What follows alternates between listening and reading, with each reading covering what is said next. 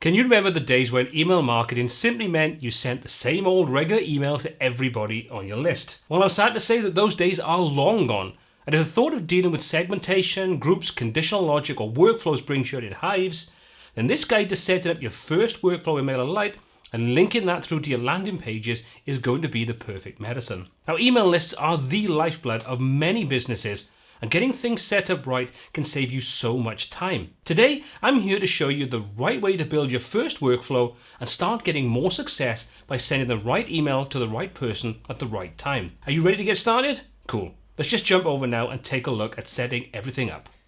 So for this, we're going to need a couple of things. You're going to need obviously a MailerLite account. We're going to be using the free account in this, and the free account gives you up to 1,000 subscribers and up to 12,000 emails being sent out a month. So this should be perfectly fine for anybody that's starting out building their mailing list. Secondly, we also need to have a landing page. Now for this example, I'm going to be using a Brizy Cloud page that's got a form inserted into it. I'm not going to show you how to use Brizy Cloud in this example. If you want to check that out, take a look at the first video I released where I go through the whole process of creating and building the landing page. What I will be showing you though is how we can link up the form to MailerLite in this example, and then we'll take a look at using MailerLite for our mailing list. And this is the page we're going to use as a sort of example of a landing page. Now, it isn't a landing page, it's just a template that I pulled in, but it gives us the opportunity to see how we can link up this contact form at the bottom with our mailing list. Now, obviously, we don't want all this information. We simply want to have something like email address and the name of the person. So the first thing we're going to probably want to do is remove anything that's unwanted inside here. For the sake of keeping this tutorial simple, I've already gone ahead and removed those extra fields, and all we end up with now is an email field, which you can see is just set to field type email, and we've got a name field, which is just set to text. Now, if you're not used to working with Brizy and you're coming from a platform like Elementor or Elementor Pro, you're kind of going to see this is a little different. We don't select the form to choose where we want to send this and how we want to deal with content. We choose the actual button to send the form.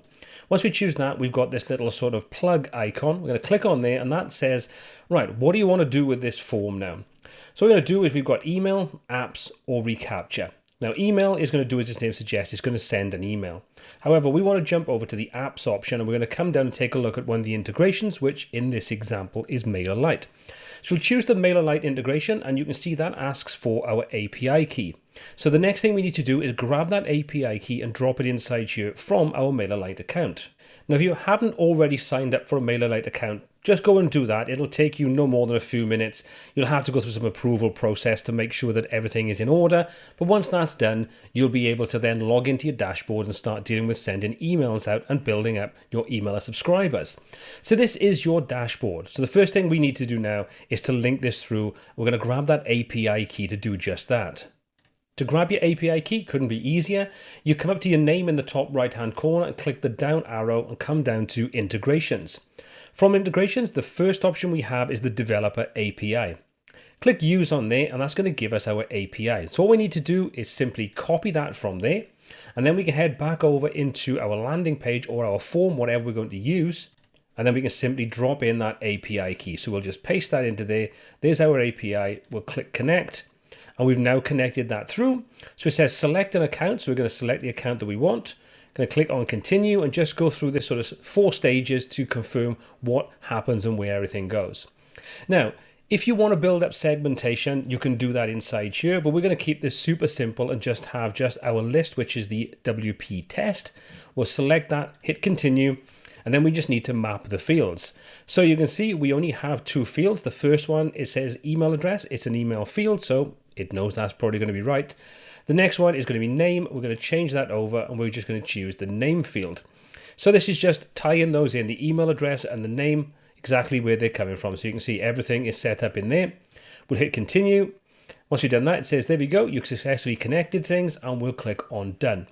That's now connected this form up to our MailerLite account into our mailing list. Now that we've linked that up, anybody that subscribes will be added through to our mailing list inside MailerLite. But the next thing we want to do is start to create that automation and build up a process. Now I'm going to keep this really simple, but the theory behind it, once you get your head around and see how easy it is, you can start to integrate this in so many different ways. What we're going to do is we're going to come over to the automation option. So once we choose that, you can see this is going to allow us to create automation workflows. Let's just click to create our first workflow. And a workflow is just a visual way of representing what happens, how it's triggered, and the different decisions you want to make as part of that. Now, this could be as simple as you send a welcome email to say, thank you very much for subscribing, which obviously I would highly recommend that you do. It's a good way of making sure people know they've been signed up and everything has worked out okay. But you could then just put them into a funnel. So let's just say you are going to sell an ebook. But to start off with, you're giving a free copy of maybe the first couple of chapters just to whet their appetite. You could then put them into this mailing workflow, and then you could sort of slowly over time extol the virtues of why they may want to go and purchase the full version. Obviously, don't go in and start selling from the get-go. They've gone, oh, there's our first 3 chapters for free, I like this, and then you go in, right, buy my book, buy my book, buy my book. You're just going to alienate people. So the soft sell is generally the more successful approach. But that being said, let's take a look. So set up a workflow trigger. We're going to click on that, and you can see now we've got workflow name and we've got select the workflow trigger. So for the name, we need to give this something that makes sense to what we're doing. So because this is going to be the new subscriber welcome email sequence, we're going to do just that. So we're going to call this new subscriber, just so we know exactly what this means. So then you've got your workflow trigger. In other words, what's going to be the thing that'll make this workflow start? Click and you can see we've got a range of useful options. Now we're going to keep, like I say, this fairly simple, but I would recommend experimenting with these because you can create simple lists for yourself, sign up with different email addresses, test things out just to make sure everything works the way you want. We're going to say when a subscriber joins a group, we're going to trigger this workflow. So choose that option. Next thing then is what subscriber group do you want to use? Now at the moment we only have the one subscriber group inside here, which is WPTest. But you could segment your different your list into different groups. And this is something that I would recommend. If you've got different lead magnets, then you may want to create different groups for each one, because then you could target them with different information, but all inside your one MailerLite account. So you could have one that's going to be, you get the first 2 chapters, 3 chapters of an ebook. You may get then something that could be to do with signing up for an online course. Put those into different groups. You can target and market to those independently then with different kinds of mailing shots. Like I said, though, we're going to keep this simple. Choose our WP test. But if you wanted to create a new group at this stage, you could do just that. So then we've got an option that says, do you want to repeat this workflow for subscribers who rejoin the same group? Obviously, you wouldn't want to do that in this case, because when someone's on the mailing list, even if they unsubscribe and resubscribe, you don't want to send them the same things out again. But obviously, that's going to be different for different use cases. So we'll leave that unchecked and we'll hit save. So now we've created our workflow. The next thing we want to do is go through and build the workflow out. Now, at the moment, it's switched off, so we can make changes to it. And it's worth bearing in mind that if you want to come back in and make changes, add extra steps to a workflow, you have to turn it off before you can actually edit it. So bear that in mind. If you're trying to edit and you can't, you have to turn that off so it doesn't try to run while editing it. That's all it really does. Okay, so you can see this gives us a basic overview of what's happened. So if we are editing one, or we want to come back in and take a look at what we've done, we can see how many times this has been completed, how many are in the queue, total emails sent, and so on. Now, first thing is, when subscriber joins the group, what's going to happen? Click on the plus and we can choose from 4 different things. We can send an email, we can delay, we can do a condition, and we can do an action. So the first thing we probably want to do is to send a welcome email. So we don't need to put a delay or anything inside here. So we can say we want to send a welcome email. So then what's this going to be? So we'll just say a welcome to my group. There we go. Now obviously you'd want to put something a lot more catchy inside there, but you get the idea.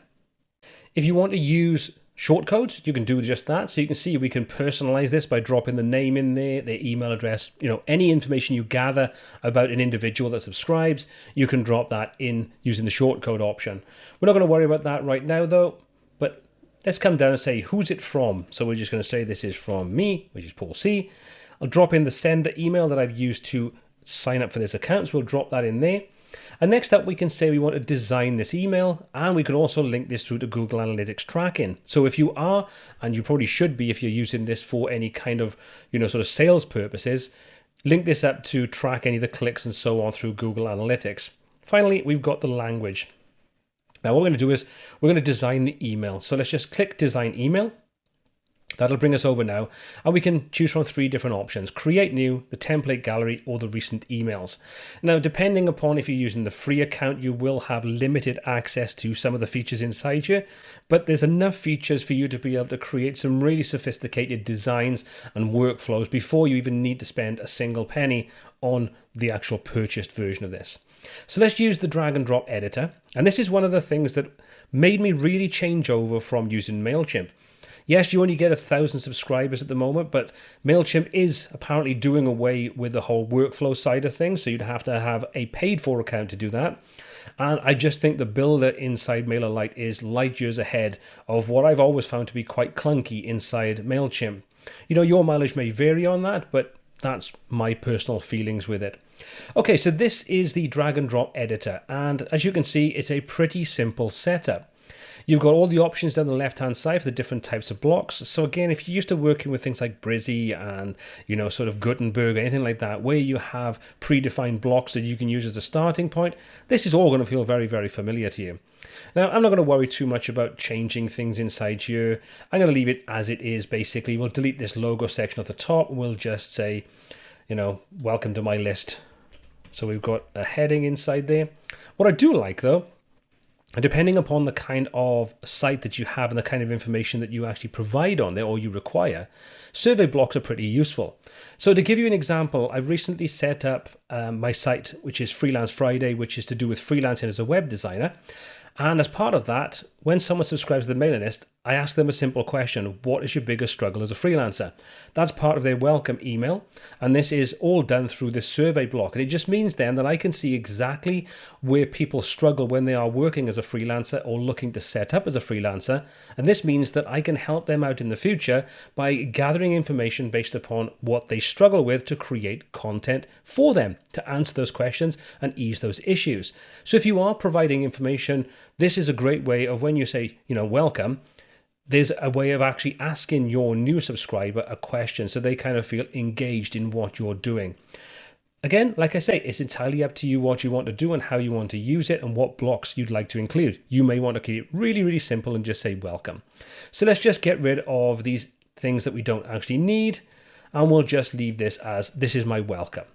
Now you can, like I say, edit this and do all kinds of really cool things. So let's just say we wanted to select this image, and we come to the settings, for example. You can see we can set this to be edge to edge. We now get a full width layout. All pretty cool. So there's our welcome. So we'll just hit save on there, and we'll say we're done editing. Once we're done that, that should then take us back to our workflow options. So there's the first welcome mail. Now we can add extra things into this. So we can come down and click on plus again, and we say we want to drop a delay inside here. So we want to wait a certain period of time before we send something else out. We don't want to inundate people with emails on a daily basis, because that just annoys people. And there's one way to lose a subscriber, that's to just keep bugging them. So depending upon what you do, I would recommend putting at least a couple of days delay in before you send another email out. But, you know, obviously you'll know your market better than I do. So we'll set our delay inside there. How long do you want to wait? So we're going to say we're going to wait 3 days, but you can set this to be minutes, hours, weeks, and so on. Or you could send this out to a specific day or week or month or so on. So there's our next stage. So the next thing we can do is we can just come in and we'll say we want to put in, for example, an action. So we could drop in an action inside there. Now choose what action you want to do. Click and you can see update custom field, copy to group, move to group, remove from group, mark as unsubscribed, or move to another step. So you can do quite cool things inside there using some simple conditional logic. We're not going to worry about that in this example though, so let's just delete that from there. And what we could also do is we can put in a condition. So we can drop a condition inside there and we can say create a condition. As you can see, it says up to 5 conditions. Specify whether any or all need to be true for the condition to be met. Now, this is where you can set up your conditions. So you've got yes and no conditions. So they either meet the condition or they don't meet the condition. But first of all, you'd have to define what that condition actually is. So again, we can click on there. We've got campaign activity, workflow activity, and so on. So depending upon how you set things up, and if you're dealing with groups and you're dealing with segmentation and so on, you could use conditions inside here to fine-tune who gets what email, how they get it, what information they get supplied, and all those kinds of really cool things. Again, we're not going to worry too much about this right now because I think this is going beyond what I want to show you as a starting point for dealing with these workflows. So let's get rid of that. Let's just remove that from there. And let's just say we're going to send out another email. So we're going to say we're going to send this other email out. And this email could be a time-limited sort of option for them to purchase something, to find out more information, to take a look at some info you think is going to be useful. And this is where, not to sort of tell you how to work with dealing with these sort of workflows and dealing with mailing people and building your mailing list, but there's one thing that I think is more important than anything these days. That's provide lots of useful, actionable information for free before you ask any subscriber, any viewer, anybody that's actually involved in what you're doing to give you something. If you go down the route of simply saying, there's this thing and just buy it from me and use this and have this and give me money, give me money, give me money, you're going to lose people very, very quickly. So add value, give more than you think you could before you ask for anything in return. Okay, so let's just quickly design the second email and just say, I thought you'd love this. And we'll say they're going to send them a video about something they subscribed about. So again, we'll just design our email. We'll use the drag and drop editor. And what we're going to do is we're going to create just a very simple thing that just says, I thought you'd like to see this video, for example. Let's just get shot of these things and get rid of that. What we're going to do is we're going to come down and we're going to say we want to put in an image. So we'll just drag in a image. Let's just find the image that I want. There we go, image. We'll drop that into there. And all we can do is we can edit that. So at the moment, we click on there, we don't have any images uploaded. So let's just browse for an image. Now, what we can do at this point is we can upload our own images. We can create folders to put those into. So let's just say we're going to add a folder and we're just going to call this video articles, for example.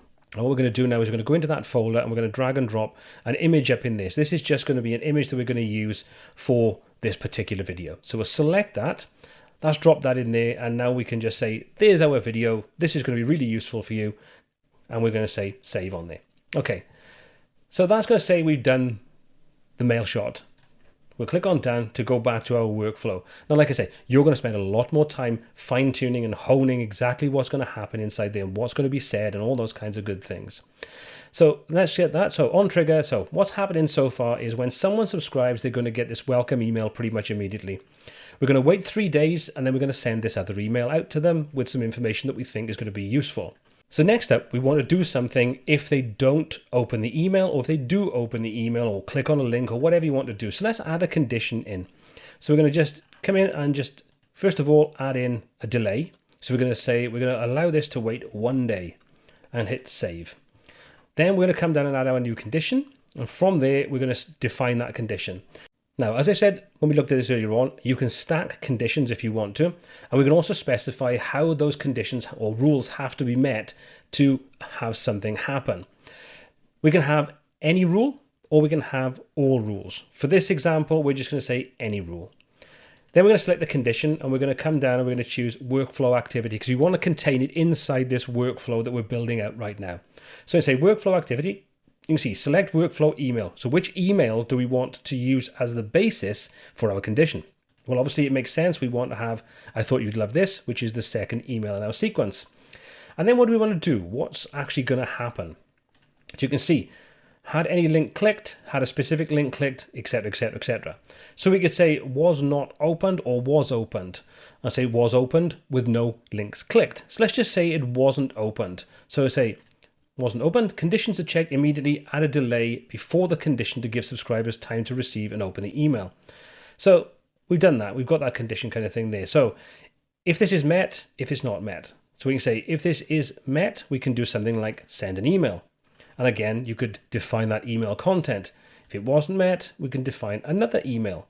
And we could have 2 different emails based upon what happens inside this condition. So hopefully what you can see is that we can very easily build out these conditions, setting delays, all those kinds of things to get exactly what we want inside here. Let's put that back to 3 days and save that. So now we've set up a very simple but quite comprehensive workflow just using the free version of MailerLite. Now, obviously, you could go way beyond this. You can carry on building more and more things out. You know, we can add conditions inside here. We can add in sort of weights and things like that, delays.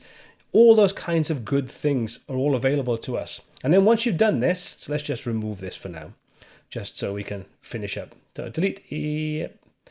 We'll delete both branches. Okay. So now we'll say that we've finished with building our entire workflow sequence out. Now we can actually go in and activate it. So once it's activated, I'll click on there. And now once anyone subscribes to our mailing list from our landing page, get assigned to this group, they will automatically have this sequence, this workflow triggered, and then it'll go through doing everything we've just set it up to do. So like I say, this is a fairly simple example, but hopefully what you can see is there's a lot of power inside here if you build this up in the right way, and you could automate a massive amount of information, a massive sort of sequences. So let's just say, for example, that you are an educational based site like WPTuts is, and someone signs up because they're interested in advanced custom fields. Well, I could create a sequence that's going to teach people how to do something, and that's going to be my lead magnet. And then at the end of that sequence of giving, for example, 6 different tutorials on how to get the basics under your belt and do a few different things, there may be a course at the end of it that says, well, look, if you've enjoyed these different emails and you've found use and value in what I've just given you for free, you may want to consider subscribing and signing up for my paid course that's going to take you through that and so much more, etc., etc., etc. But you can, like I say, create multiple different groups, segment your things up, have different lead magnets, have different workflows for all those different things. And MailerLite gives you the opportunity to do that in a very simple visual fashion. And I got to be honest, I think it's brilliant. So the question of the day is, what are you using for your email marketing and why do you like it? Let me know in the comments section below. Now, as always, all the applicable links are in the description. My name has been Paul C. This has been WPTuts, and until next time, take care.